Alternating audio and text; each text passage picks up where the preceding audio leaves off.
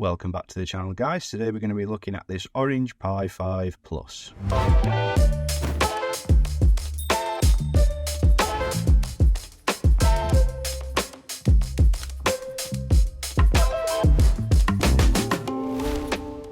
Welcome back then, guys. So, long story short, my dad has an ongoing issue with getting a reliable and fast TV box for his canal boat scenario. He has 12 volt power, and the 12 volt power doesn't consistently stay at 12 volt. It will often fluctuate, drop below 12, sometimes to 11. And if the batteries are fully charged, it can be over 14. So a lot of these TV boxes that you buy are 12 volt power supply, and they won't be able to deal with the fluctuations in the voltage. So the most sensible way to get around this is to pick things that are 5 volt USB powered and use a USB cable to power the device instead, because that way it will always stay at the 5 volt power. Problem is, once you start going through the internet and looking at 5 volt TV boxes, they have very poor performance and the experience just isn't great. We have tried this in the past. Although you put up with it to begin with, after a while, once you start filling it up with apps and using it quite a bit, it gets even slower and it's just not the way forward at all. Ideally, you'd want something like an NVIDIA Shield TV, but they're 12 volt powered, and again, we're back to the same issue that I've explained at the start. So this ended up being the optimal solution for his problem. So this is the Orange Pi 5 Plus. It is the 16GB RAM model, and it's powered by an RK3588 Rockchip processor, which has 8 cores, so it's plenty powerful for just running TV apps and that kind of thing. But what I'm going to do, I'll just go through the interfaces with you and show you what we've got here. So on the left there, we have the debug pins. We have an RTC connector there. Next to it is the fan connector. Next to that, those two connections there are for the eMMC modules that Orange Pi sells. I'm not a massive fan of eMMC storage, to be honest. I think it's really difficult to work with and back up and recover from, as well as the fact that because it's so small, it often fails, and I've had a lot of experience with failing eMMCs, so I tend to stay away from them if I can. On the right hand side there, we have a speaker connector. Plugged into the M.2 E key here is my wireless card, which is the RTL8852BE, and I'll explain later why I needed that particular card. So moving on to the front here, this button here on the left is the mask ROM button, and the mask ROM button is used to flash the SPI flash, which is actually located just here. The USB-C port on the right here works the same as the other USB ports on the board, but it's also the port that you use to flash the SPI flash as well. To the right of that, we have 2 USB 3 connections there. This button here is the power button. We have an IR receiver there, a microphone there, power LED there, and a 3.5mm headphone jack. Moving around to the side, here we have the GPIO pins, 2 of which I'll be using to power the fan, which I'll show you later in the video. Moving around to the back, we have 2 USB 2 ports, 3 HDMIs, 2 of which are outputs, 1 of which is an input. I believe the center one is an output and the left one is an output and the right one is an input, although I could have got those 2 mixed up. We then have 2 2.5 gig Ethernet ports there. And finally, on this back side, we have the USB-C power input. So moving over to the bottom now. At the top here, we have an SD card slot, which will be your best friend when you get to setting these boards up with an operating system. Underneath that, we have a PCIe Gen 3, in which I've got my 256GB NVMe, simply because it's far more reliable than an eMMC storage and far easier to back up and restore to. At the bottom there, we have a ribbon connection for a touchpad, and on the right of it we have a ribbon connection for an LCD display. On the right of that we have a connection for a camera, and I believe that's everything. Now admittedly, I have already set this up, which is why the heatsink is already on. They do give you a thermal pad, but I much prefer to use paste as it's far more effective. For that reason, I'm not going to be taking the heatsink off and ruining the paste application. But again, because I've already set it up, that explains why we have the wireless card connected as well as the NVMe drive also hooked up. So in order to get this going as a TV box, I did try various operating systems, beginning with the Joshua I'm hoping I've said that right, Ubuntu image, which is a pre-installed desktop that has pretty much all of the drivers you would need for this board installed. However, the big problem with Linux, which kind of had an inkling of beforehand, but then realized it was very real when I actually installed it, is that unfortunately none of the Widevine is available, which for those of you that don't know, means that pretty much every single website, every single app that you try and download and stream anything from will pop up saying that you can't do that because you haven't got the certificate or something along those lines. It ultimately means you can't stream content. Now, there are some fixes out there for Linux that allow you to get Widevine on the device, but they are only temporary and they do need a lot of work to keep going. So it's just not suitable for this application at all. The next thing I was going to try was good old Windows. The first hurdle I thought I was going to have was the fact that these boards have ARM-based processors, and so you would need an ARM version of Windows. However, to my surprise, there were ARM versions of Windows available, and there was something called WOR, which is Windows on Raspberry, which is a project that ultimately allows you to install Windows on these SBCs. However, the biggest problem I found was driver compatibility. So simply put, the PCIe connection on this board would not work, the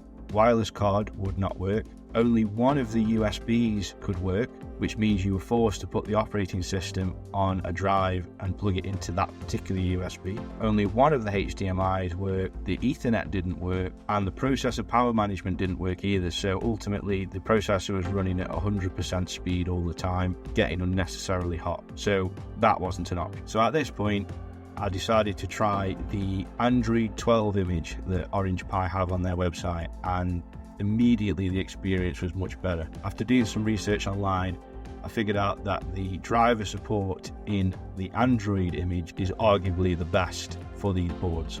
It's something to do with the fact it's a Rockchip processor for starters, and so this board is just optimized for the use of that particular operating system. So if you're watching this and you are thinking about doing this and going with the Android 12 image, and you want wireless internet connectivity, you must make sure that you get this particular wireless card. So I've just turned it round there so you can read the model number and everything else. If you refer to the instruction manual, there are, I think, 2 or 3 wireless cards that they say are compatible with various operating systems that you can put on this particular board. In my case, I was going with Android, so this was the only choice I could go with card-wise. So just bear that in mind if you are thinking of doing exactly what I've done here. You will need that particular wireless card in order to get wireless internet on an Android operating system. So I've just zoomed out and put a phone on the desk there, just so that you get an idea of the actual size of these boards. They are extremely small, which makes them really, really good for a portable solution. Now, obviously, if we're using this as a TV box and we're just going to have it on the side, we can't just have an exposed circuit board sat there on the side. So we needed some kind of case just to encapsulate the circuit board and keep it safe from shorts or any other kind of damage. So when I actually bought the Pi, I also got a case in the bundle, which is this. Fairly simple looking case. Then we have venting here at the top, obviously holes for all of the various ports in the front there. Now on the right hand side here we have a hole for where the GPIO pins are. For our particular setup, we don't actually require access to the outside of the box, so I thought it's safer just to put a piece of tape over the GPIO pin hole there, just for extra protection. Moving over to the back, again simple, just slots for all of the various connections. And then on the right hand side here we just have antennas that connect to the wireless card inside and give you a boost of wireless signal. On top here we also have a fan vent, and there is actually a fan on the inside mounted to the inside of this. So we connect that to the board, and what it does, it blows air in through the top and forces it out across here through the fins on the heatsink and out of the front. So that's a perfectly adequate solution to cooling this as well.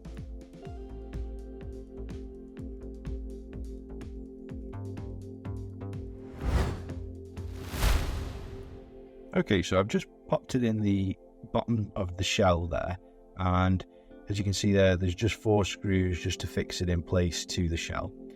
And I just wanted to show you that they have thought about airflow, and they've suspended the board just slightly from the bottom of the case when it's fixed in there, so that when the fan blows in the air from the top, it can actually circulate under the board and around everywhere and get everywhere nice and cool. I'll just show you the underside of the case there. As you can see, we have the fan fixed in place with the 4 screws there, and the connector which goes on the GPIO pins on the right there. Then we also have the 2 antenna connectors that connect to the wireless card there at the bottom. So what I'm going to do now, I'm going to put the lid on, I'm going to connect everything up. Now unfortunately I'm not going to show you how to install Android on this particular device. Reason being, the manual is more than comprehensive enough, and to be honest, I highly suggest that you read the manual anyway, just because there's quite a lot of important information in there. So I've already installed Android and set everything up in accordance with what my dad wanted for his TV box setup. So I'll just put it back together, we'll boot into Android, and we can have a look at the operating system on the Orange Pi 5 Plus. Before I seal it up here, I just wanted to make a quick point about the fan connection that I have here. So the dedicated fan connection, as I mentioned earlier in the video, is this one on the right here. However, most of these kits that you buy will come with this type of fan connection that requires using the 5 volt and the ground on the GPIO pins. The only downside to using this particular connection is that the fan will be running the whole time the Pi is connected to power. So that does include when it's in standby as well as when it's turned on. It isn't PWM controlled, it doesn't turn off, speed up or slow down depending on temperature. It just stays on at 5 volts, which will be full speed all the time. Thankfully, they're not actually very loud, so it's not actually a problem with them running all the time. Just make sure if you do want one that is temperature controlled, then you need to get one with one of those connectors instead. Okay, so I've put the Pi all together in the case, and it's quite neat, I think. Obviously doesn't look very pretty, but it certainly protects it from any damage when in use. So as you can see, you can get access to all of the ports and buttons on the front there, as well as the micro SD card slot. The only other thing we added to this particular case was rubber feet, simply because it's going to be sat on a wooden surface, and especially with the fan spinning, it's going to be making a little bit of a buzzing sound if it's just metal on wood. And there's all of the ports there on the back. Let's get it powered on and have a look at Android. Okay guys, so excuse any of the mess that you see. I am in between a couple of jobs at the moment. As you can see here, we now have the Pi connected up to the power, and I've actually connected it up to a laptop charger. Reason being, I'm happy with the amount of power that I'm going to be getting from that. It is something you need to be mindful of when you come to powering the official documentation says it needs to be a 5 volt 4 amp power supply, which is a very odd power supply, to be quite honest. 90% of 5 volt power supplies will be either 1 amp, 2.4 amp or 3 amp. You'll very rarely get them as anything else. I do find that the 3 amp ones are sufficient enough, and it just so happens that my laptop power supply here does do 3 amps at 5 volts, so all is good. And also, because this is going to be used as a TV box, we have a suitable TV remote here that can be coded to work with the existing TV remote keys, as well as through a 2.4 gigahertz dongle, which I've connected to the back of the Pi just there. So I'll just give you an idea of the boot up time with this. And Android is installed to the NVMe that you saw a minute ago. I'm going to power on the plug just here. And as you can see, the red light comes on, and the moment it detects the operating system, it starts to blink like that. And so up here now, we have the Orange Pi logo, and it does a little bit of an animation there just to boot up. And within a couple of seconds, you should be greeted with the Android home screen, just like so. And as you can see there in the top right, we have our Wi-Fi connected, so the wireless card is working just fine there in Android 12. Now, for those of you that live in the US or anywhere else apart from the UK, some of those apps there will look a bit strange, especially the ITV one, but you should be familiar with like Netflix and Kodi. Obviously, I can't go into these streaming apps and show you that they work, but I can assure you that they do work. The limiting factor, which is something that you need to consider when picking one of these to use as a TV box, is the fact that the Widevine is only level 3, so you will not be able to watch things in 4K Full HD. It'll be mainly standard definition. That goes for Netflix and others. What I will say with my dad's scenario, he's watching this on a very small 19-inch 1080p TV. And he's not sat right next to it, so the fact that it's only going to be showing in standard definition isn't a problem at all. Still look very, very clear and perfectly fine from where he's going to be sitting. But obviously, if you're doing this at home with a big 4K telly that's, 50-inch, 60-inch, you're going to probably tell that it's not in the maximum quality that you would like it to be in. That being said, things like YouTube will work just fine. And if you have some local films or TV shows stored, and you watch them via Kodi, then they will stream in the full resolution. Also useful to know that the HDMI does output 4K, so you are able to view things in 4K. So if you do have some 4K films stored locally, you can watch those. Now, I am using the Hyperion launcher here, and the reason is because on the stock Android launcher, which I'll just go and show you now, there is a search bar, and for whatever reason, you can't actually get rid of it. And it's really annoying. It's just in the way. It takes up a large amount of the home screen where you wanted to put all your apps. So yeah, I decided to go against that and just get the Hyperion launcher instead. Now, some of those shortcuts on the bottom there are actually tasker shortcuts, mainly because the power button on the remote doesn't actually power the device off for some reason, and it's long-winded to get to the reboot button as well. You have to drag down from the top. So I made some shortcuts in Tasker just to emulate that and save a load of time, as well as swiping up the apps. Because with this remote, you can actually scroll across and select these individual icons. So it made more sense to just make a shortcut that just swiped up the app drawer like so. So as you can see here in About, it just says Orange Pi 5 Plus and Android 12. Now, one thing I haven't mentioned yet is these Orange Pis do have a ARM Mali G610 GPU, and so you can actually play games on it if you want. And I do actually have a couple of games installed here, but we'll just go on to Minecraft and just take a look at how it plays here in 1080p.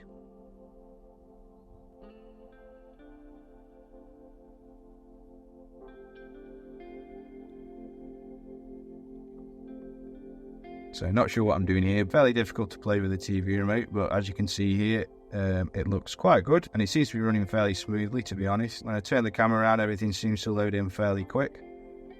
And resolution wise, it's in 1080p. If I just come closer, you can see quite clear. So yeah, very, very good. Obviously, it's not designed for gaming, but it does have an adequate graphics card. So if you did want to connect a Bluetooth controller to this, or even a wired controller, you could. And the gaming experience wouldn't be too bad, to be honest. Obviously, if your intentions are to use this for a little bit of gaming, then I would highly recommend that you do get a fan installed, just so that the board doesn't get too hot. Now, for copyright reasons, I can't go into any of these apps and show you any content, but I can just quickly show you how fast the app loads on this particular board. So if we just open Netflix there, Netflix opens, and bam, we're straight in. Again, I will just click on a profile here. There you go, straight into Netflix. So we'll do the same for iPlayer there. So if I just select that with the mouse on the remote, and there we go. That's how fast the app loads there. ITVX as well. So you're getting the idea that it's a fairly quick machine, and it loads things like this really quickly. And this is something that my dad was struggling with a lot with the slower Android boxes. I always seem to find that Fire Sticks are severely underspec'd performance-wise, even for the fact that they are just streaming devices. Now, as you can see here in the middle of the screen, I've got an app selected there, which is called HDMI In. And for those of you that have already guessed, it does actually allow you to use the additional HDMIs on the back of the Pi 5 to pass through a HDMI connection. So if you've got yourself a Skybox or another kind of TV box that you use alongside your Android TV box, then you would be able to just stay on the same channel on your TV and just use that HDMI in app to switch between the two, which is a really good feature, to be quite honest. So in terms of compatibility, the Bluetooth works great. Obviously, as you can see there, the Wi-Fi works great. Android has plenty of options for changing the screen resolution and the display size depending on what aspect ratio your TV is, resolution, etc.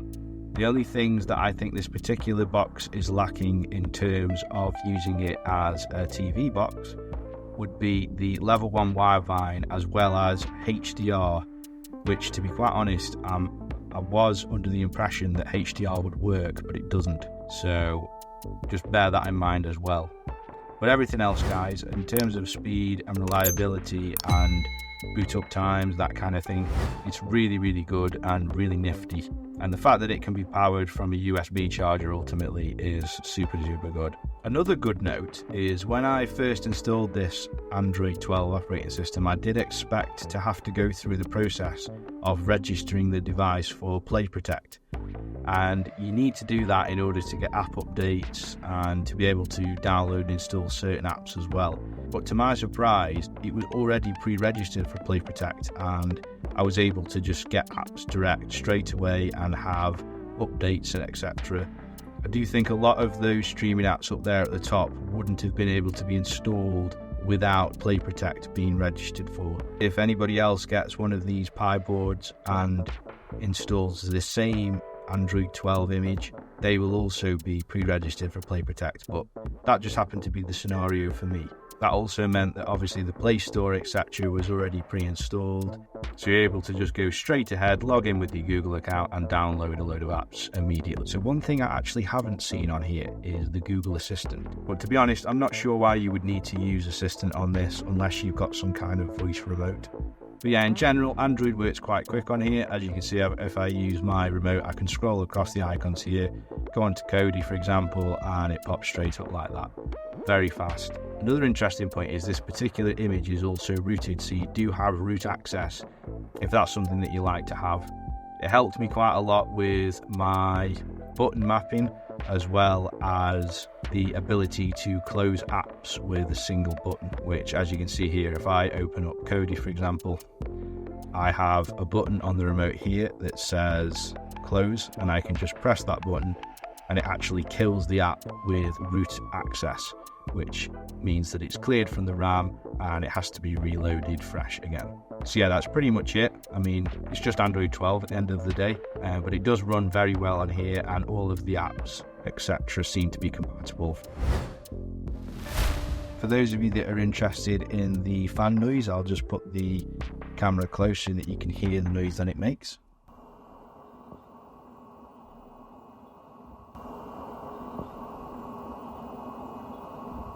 As you can see, it's not very loud at all, and so the fact that it is actually on throughout the operation of the machine, it's not a problem at all. Actually nice to know that it's getting consistent cooling. So last thing I wanted to say before we finish is that yes, you can connect external storage devices like hard drives etc, but it is absolutely vital that when you do that, you need to make sure that you get a good enough power supply like the 3-amp one I'm using here, or better yet, use the official Orange Pi 4-amp power supply. So I think that about sums this up.